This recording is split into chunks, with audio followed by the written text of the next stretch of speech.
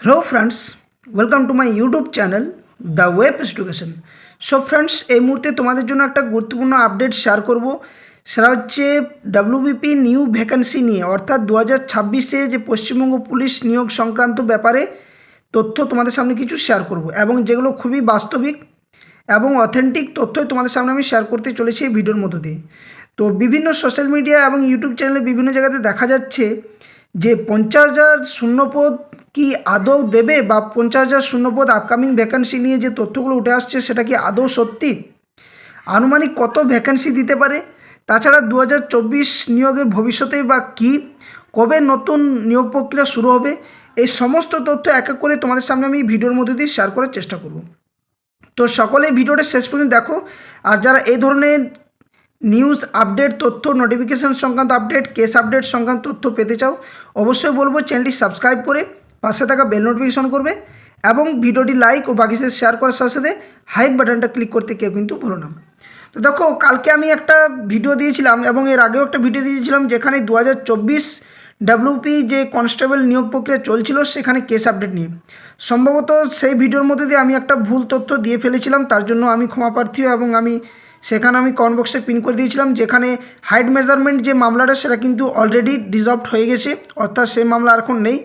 শুধুমাত্র একটা গুরুত্বপূর্ণ মামলা চলছে, এবং যার মধ্য দিয়ে সত্যি 2024 যে নিয়োগ প্রক্রিয়া সেখানে এখনও পর্যন্ত থমকে দাঁড়িয়েছে। সেটা হচ্ছে ইডাব্লিউএস সংক্রান্ত যে সার্টিফিকেট কেস মামলা, যেখানে 2022-23 এবং 22-24 এই সমস্ত যে ফাইন্যান্সিয়াল ইয়ার বা অফিসিয়াল যে ভ্যালিডিটি ইয়ার ইডাব্লিউএস সার্টিফিকেটের, সেখানে যে মামলা সেটা কিন্তু বর্তমানে কলকাতা হাইকোর্টে বিচারাধীন বিষয়।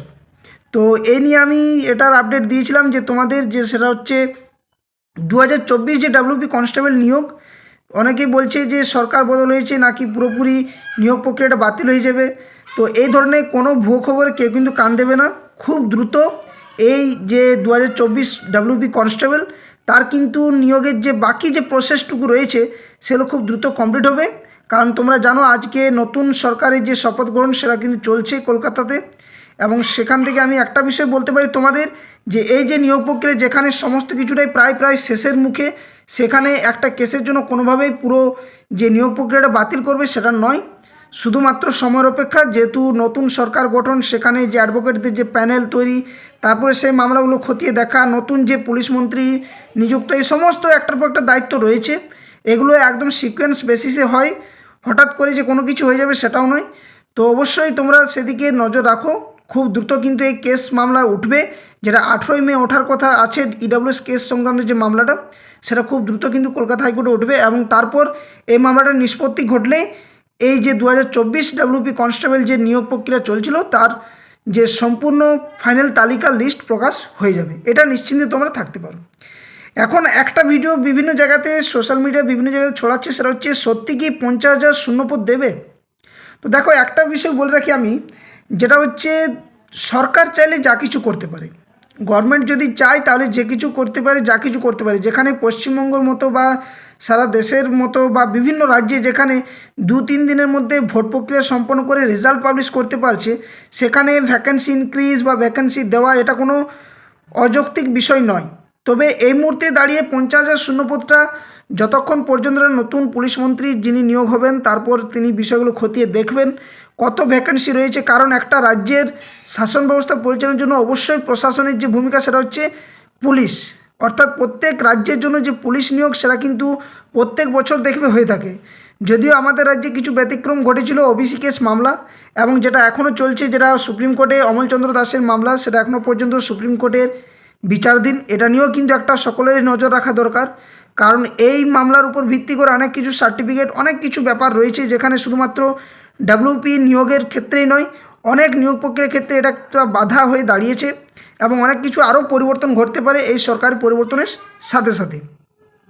তো 50,000 শূন্যপদের যে ব্যাপারটা সেটা কিন্তু এই মুহূর্তে কোনোভাবে অফিসিয়ালিভাবে নেই, এবং আমি তোমাদের বারবার একটা রিকোয়েস্ট করব যে যারা অ্যাসপিরেন্টস রয়েছে ডাব্লিউপি, তারা অবশ্যই বলবো যে প্রিপারেশন নাও।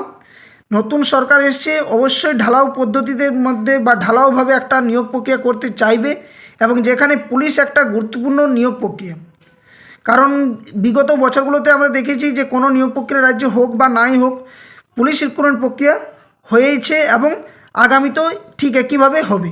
যদিও এই ওবিসি কেস বা ইডাব্লিউএস কেস বা একটার পর একটা বিভিন্ন কেস চলছে, কিন্তু ডাব্লিউপির পিআরবি বোর্ডের তরফ থেকে এখনও পর্যন্ত এই কেস বাদ দিয়ে ঠিক আগে হয়তো কোনো এরকম কেস ঘটেনি যা এই মুহূর্তে রয়েছে 2024 কনস্টেবল নিয়োগের ক্ষেত্রে। তো পরবর্তী যে ভ্যাকান্সিগুলো সেগুলো কিন্তু খুবই গুরুত্বপূর্ণ এবং আসতে চলেছে। তো আমার যতটা মনে হচ্ছে যে এই মুহূর্তে দাঁড়িয়ে ওয়েস্ট বেঙ্গল পুলিশের পক্ষে 2026-এ যে 30,000 বা 50,000 যে শূন্যপদের যে তথ্যগুলো উঠে আসছে সেগুলো কিন্তু কোনোভাবেই অফিসিয়াল ঘোষণা করা হয়নি, শুধুমাত্র বিভিন্ন জায়গাতে সেগুলো ছড়াচ্ছে। তবে সম্ভাব্য একটা শূন্যপদ আসতে পারে এবং এর থেকে হয়তো বাড়াতেও পারে, সেটা হচ্ছে সরকারের যদি সেটা পরিস্থিতি থাকে। তবে তোমরা দেখেছো যে আমাদের যে বলা চলে হবু মুখ্যমন্ত্রী বা সম্ভাব্য হয়ে গেছেন, উনি আজকে শপথ গ্রহণ করলেন। মাননীয় শুভেন্দুবাবু মহাশয় বলেছিলেন যে 1 লাখেরও বেশি কিন্তু পশ্চিমবঙ্গে পুলিশ রিক্রুটমেন্ট কিন্তু বাকি রয়েছে এখনও পর্যন্ত, ঠিক আছে। তো এই যে 1 লাখ নিয়োগ প্রক্রিয়া হবে, সেটা কিন্তু এমন তো নয় যে একবারে নিয়োগ প্রক্রিয়া উনি করতে চাইবেন না, কোনোভাবে একইবারে করতে চাইবেন না, হয়তো সেটা ধাপে ধাপে করবে। এবং বিভিন্ন যে ডিপার্টমেন্টে, সেটা কনস্টেবল হোক, এসআই হোক, কলকাতা কনস্টেবল, কলকাতা এসআই বা বিভিন্ন যে পোস্ট রয়েছে, এসওয়াই পোস্ট রয়েছে বা এই যে এক্সাইজ পোস্ট রয়েছে, এই সমস্ত পোস্টগুলি ওনারা খতিয়ে দেখবেন এবং দেখার পর সেই তথ্যগুলো এক এক করে অবশ্যই শেয়ার করবে এবং তারপর ভ্যাকান্সি কিন্তু ইনক্রিজ করার চেষ্টা করবে। তো একটা সম্ভাব্য যে ভ্যাকান্সি সেটা বিভিন্ন জায়গায় ছড়াচ্ছে যে 30,000, এই সমস্ত কিন্তু কোনো অফিসিয়াল নয়। তবে 12,000 থেকে বেশি শুধুমাত্র ডাব্লিউপি কনস্টেবলের 13,000 প্লাস কিন্তু শূন্যপদ আসতে পারে।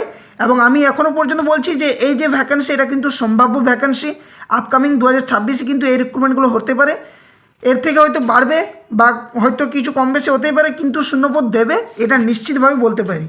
যারা প্রিপারেশন নিচ্ছ আমি বলবো প্রিপারেশন চালিয়ে যাও, কারণ যারা পুলিশ চাকরি বা বর্দি পড়ার জন্য যারা অবশ্যই রেডি, যারা অনেকেই এটা নিয়ে স্বপ্ন দেখে যে পুলিশ হওয়ার, সেখানে আমি বলবো যে তোমরা নিজের প্রিপারেশন চালিয়ে যাও। সরকার পরিবর্তন হয়েছে, অনেক কিছু পরিবর্তন ঘটবে, এমনকি একটা ঢালাও প্রক্রিয়াভাবে নিয়োগ চলতে পারে, এটাও আমার একটা অনুমান করা হচ্ছে। এবং তোমরা বিভিন্ন খবরে যারা দেখো বা বিভিন্ন ফেসবুক, ইউটিউব বিভিন্ন জায়গাতে দেখছো যে নতুন সরকারের যে বিভিন্ন ভ্যাকেন্সি নিয়ে একটা তথ্য সেগুলো আসছে। তার সাথে সাথে ডাব্লিউপি এসআই এটারও কিন্তু 13,000 প্লাস পোস্ট কিন্তু শূন্যপদ আসতে পারে। কলকাতা পুলিশ কনস্টেবলের 5,000 প্লাস পোস্ট কিন্তু আসতে পারে। এবং কলকাতা পুলিশ এসআই যেটা বিগত যে রিক্রুটমেন্টগুলোতে শূন্যপদ কম ছিল তার থেকে কিন্তু এবার বাড়তে পারে, অর্থাৎ 650 প্লাস দেখছে, কিন্তু তার থেকেও বেশি। এক্সাইজে কিন্তু শূন্যপদ অনেক দিন থেকে দেয়নি, এক্সাইজ এসআই বলা চলো, এএসআই, এগুলোর কিন্তু শূন্যপদ যেগুলো দেখাচ্ছে 450 বা 225, এর থেকেও কিন্তু বাড়তে পারে, এটার সম্ভাব্য বলেছি। এক্সাইজ কনস্টেবল এটারও নিয়োগ অনেক দিন হয়নি, এটারও কিন্তু নিয়োগ প্রক্রিয়া হবে এবং এটার যে 1300 প্লাস শূন্যপদ দেখাচ্ছে তার থেকেও কিন্তু বেশি আসতে পারে। সিভিল ডিফেন্স একটা পোস্ট রয়েছে যেটা হচ্ছে এসওআই পোস্ট, সেখানে 152টা দেখাচ্ছে, এর থেকেও কিন্তু বেশি হবে। সাথে সাথে আরেকটা বিষয় বলে রাখি যে মেয়েদের জন্য যে হাইট বা এই যে বয়সের ছাড় ব্যাপারে যে সমস্ত চাকরি প্রার্থীদের, তো দেখো কিছুদিন আগে তোমরা দেখেছিলে যে প্রতিশ্রুতি হয়তো দিয়েছেন, এখন বর্তমান যে সরকার যারা আসছেন ওনারা কিন্তু একটা প্রতিশ্রুতি দিয়েছেন যে বয়সের ছাড় দিতে পারে। এবং গুরুত্বপূর্ণ যে বিষয় সেটা হচ্ছে নিয়োগ প্রক্রিয়া দ্রুততার সাথে, স্বচ্ছতার সাথে, দুর্নীতিহীনভাবে বা কোনোভাবে দুর্নীতি যাতে না ঘটে ঠিক সেইভাবে নিয়োগ প্রক্রিয়াগুলো করতে চাইছে ভাবি সরকার। তো এখানে দাঁড়িয়ে যে নতুন রিক্রুটমেন্ট প্রসেসে শূন্যপদটা বৃদ্ধির ব্যাপারটা কোনো একটা বড় বিষয় নয়, বাড়বেই, এটা নিশ্চিতভাবে বলতে পারি।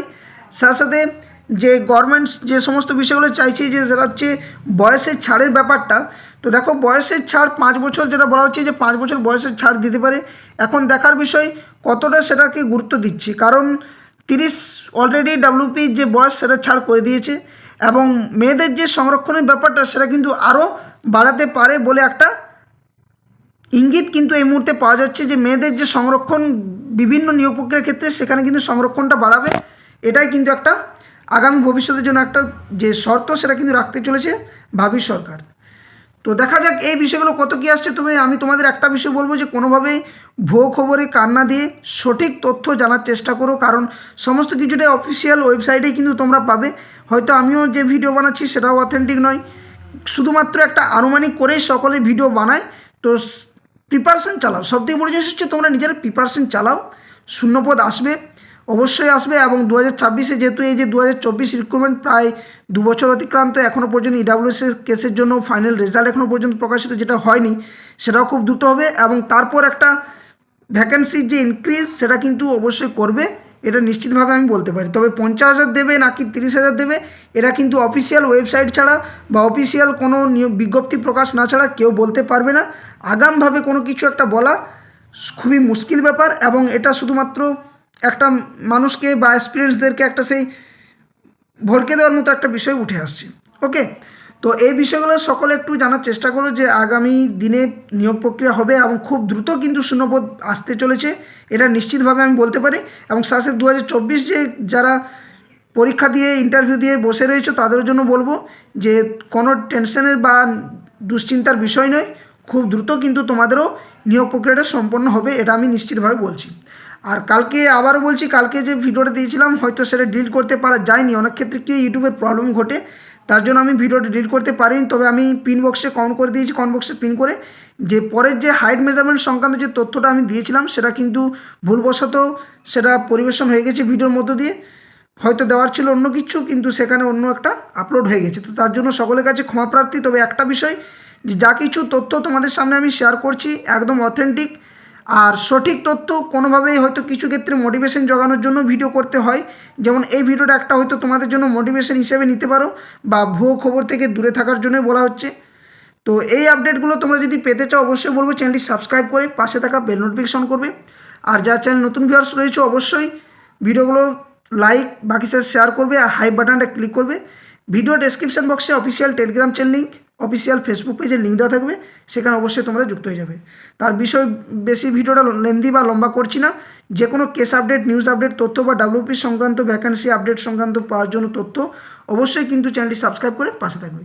ধন্যবাদ, জয় হিন্দ, সকলে সুস্থ থাকো, ভালো থাকো।